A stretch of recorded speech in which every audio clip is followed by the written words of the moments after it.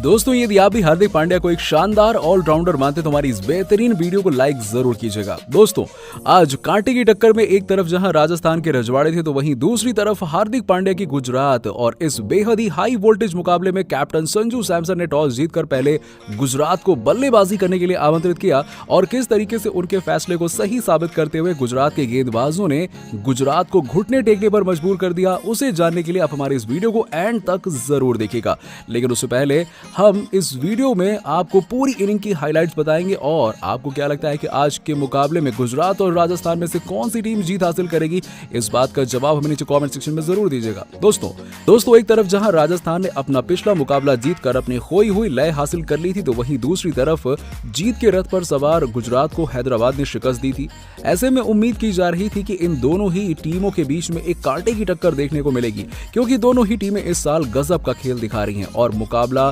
शुरू होते ही कुछ ऐसा हुआ भी। जी हां दोस्तों, आज के मुकाबले में जब गुजरात टाइटंस की तरफ से मैथ्यू वेड और शुभमन गिल ओपनिंग करने के लिए आए तब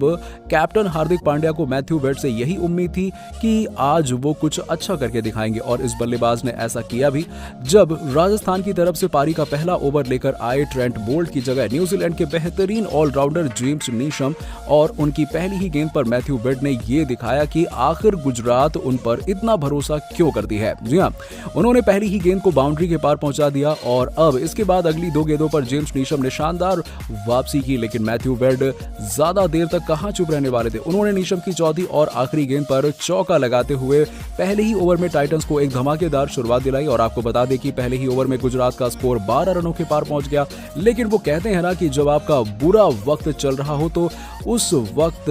आप सही चीजें करोगे तो भी आपके साथ गलत ही होगा। जी हां, जब मैथ्यू वेड खतरनाक फॉर्म में नजर आ रहे थे तब शुभमन गिल के साथ एक मिसअंडरस्टैंडिंग हो गई और जिसकी वजह से रस्सी वेंडर दूसरे ने एक शानदार थ्रो मारा और उनके थ्रो पर वो रन आउट हो गए और 12 रनों की छोटी सी पारी खेलकर मैथ्यू वेड पवेलियन लौट गए और अब यहां से हार्दिक पांड्या ने बल्लेबाजी करने के लिए विजय शंकर को भेजा, जो आज के मैच में शामिल किए गए हैं। आपको बता दें कि पिछले कुछ मुकाबलों में विजय शंकर की खराब फॉर्म की वजह से हार्दिक ने उन्हें बेंच पर बैठा कर रखा था, लेकिन एक बार फिर से उन पर भरोसा जताते हुए उन्हें अपनी टीम में शामिल किया। लेकिन विजय शंकर ने एक बार फिर से हार्दिक और गुजरात के प्रशंसकों को निराशा देते हुए 7 गेंदों में महज 2 रन बनाकर ही हार्दिक